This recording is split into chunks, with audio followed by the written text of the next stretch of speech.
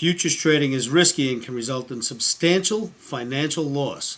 Never put a futures position on without a stop loss order in place. Good morning, good afternoon, good evening, traders from all around the world. It's Sunday night. We got this week to get in there and hit, make some money. Let's see what happens. We're talking about Monday, trade date 1/29/07. We got some trades. Got a couple of things I want to talk to you about. I'll mention them to you now. I'll show you the trades, and then we'll go back and look at them. Right here, we have two things going on. One, we have what's called a mirror image formation in the NASDAQ. I'll get back to the mirror image on the big board in a few moments. For that, I'm going to have to dig into Oscar's toolbox here. But we'll get to that. I need some room on the board to illustrate. But take a look at these three things right here because they're going to become important to us. Mirror image formation. Okay.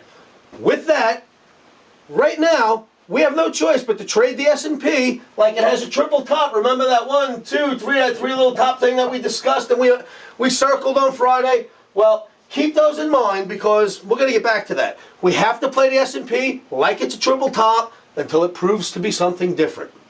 We have a triple top in the S&P and we have a mirror image in NASDAQ. Again, I'll get back to that. Let me get to the trades for now and then we'll talk about this. Very interesting, by the way, both of those formations. March S&P for tomorrow, the E-mini first off. We're looking to sell it at 1431, between 31 and 32. That would be our sell level. We're looking to place a 1435.5 buy stop, or at least above 35.5. I don't want to be short the S&P. Profit objective is between 1418 and 1416 tomorrow. But this S&P trade, for me, is wonderful. It's got a very little risk. Its stop is very small compared to what I normally put on the S&P, which is a larger stop. So this is almost a free trade for me. It's a couple of tick stop. I double up my position. For my personal trading, when trades present themselves with very small risk reward, I double my position up. So I'm going to be hitting that with twice as many contracts tomorrow as I normally would. Again, because even if my stop gets hit tomorrow, it's a small risk. It's about as big of a risk as if I traded one lot on my normal stops. So this is presenting an opportunity for me to hit the market a little harder than I would on that one particular trade because the stop is so low. Just thought I'd let you know for my style, that's how I'm going to handle that trade. We have gold. Gold and silver are both up a little bit in the aftermarket. Don't forget, we always place our orders at night in the electronic markets. The symbol for the night trading is ZGJ7. We've switched now from February to April gold. J is April. ZGJ7. So we're going to sell April gold between 651.80 and 652.80, and I think we're trading about 651.5, 652 at the moment electronically. So keep an eye out on that one. Place your orders. We're going to place a buy stop at 650, 610 or higher. Above 650, 610, I probably would want to get out of this. 639 to 637 is where we're going to look to buy them back. So again, we're going to sell the gold 651.80, 652.80, somewhere up there in that 651, 653 area. We want to sell the gold. We're going to place a 650, 610 buy stop or higher. Remember, that's another small risk right there. Both of these trades lined up as a small risk for me. The smaller risk is in the S&P, though. The gold's always, gold's always a player.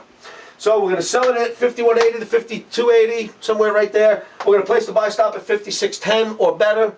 We're going to look to buy it back on a pullback at 639, 637, somewhere in there. Be out by the close.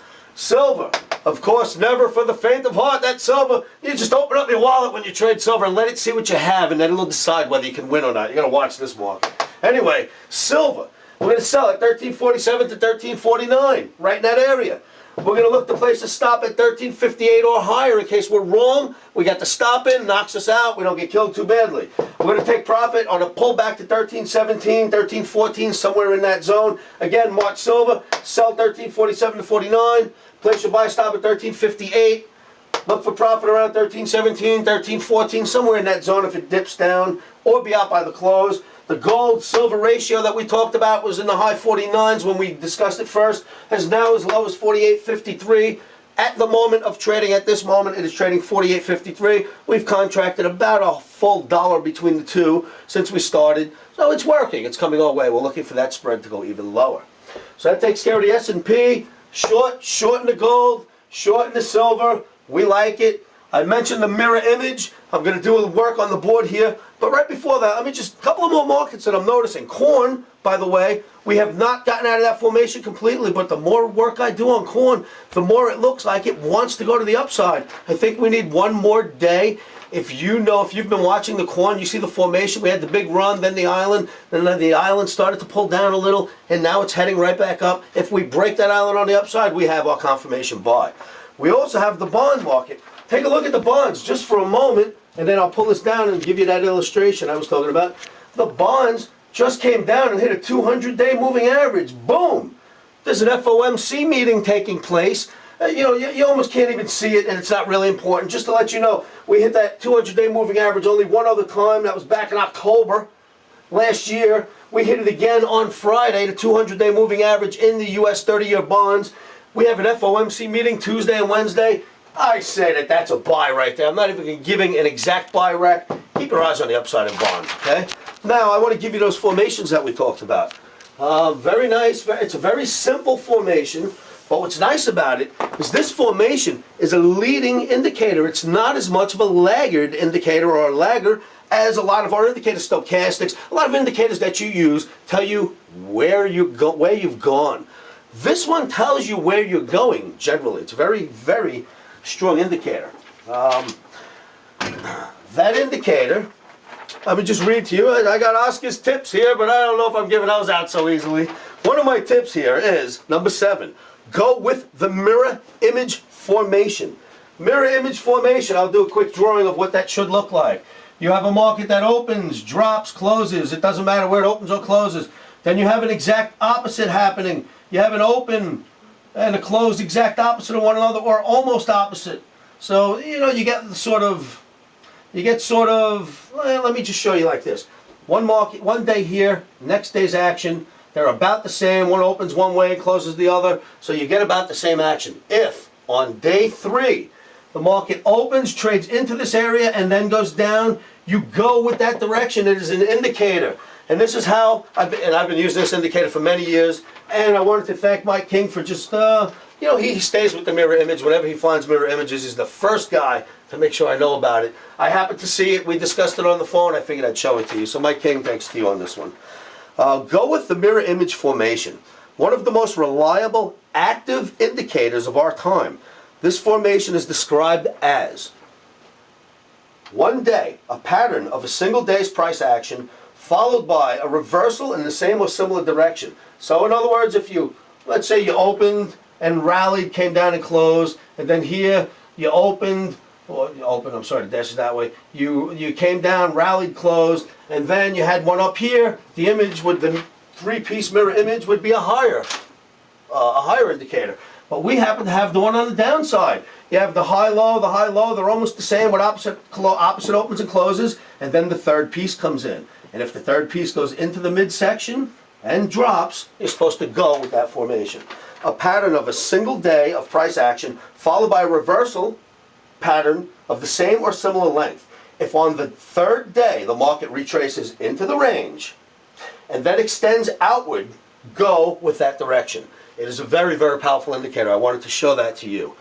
So we talked about the bonds. I think bonds can go up to 110.17 right from where they are now. I'm not giving you an exact buy. There is an FOMC meeting Tuesday and Wednesday, so that's a little bit scary. I do want to say this. The trade in the S&P to get short with the small stop, the reason why there's a small stop is because this market is on the verge of going somewhere very quickly. It's going to make a move out of this area that we've been stuck in lately. If you're all following S&P, we've been kind of messing around the mid 14s to the mid 440s, 1440s, back and forth, up and down that range. We've been sort of stuck there. My work telling me to use smaller stops is telling me we're about to blast out of here. So if we get short at 31 and we get stopped out on our small stop, we get short at 32, whatever your number is that you sell it, and we get stopped out at 35, you'll have spent a little money on insurance to assure us that now, boom, we have a runaway market. So it's actually worth the small risk tomorrow, especially for me, for my type of trading. I'll spend a couple of dollars to see that now I could be long for a few days, make all that money back plus more, but that's my style, and I'll certainly try to share everything that I do with you.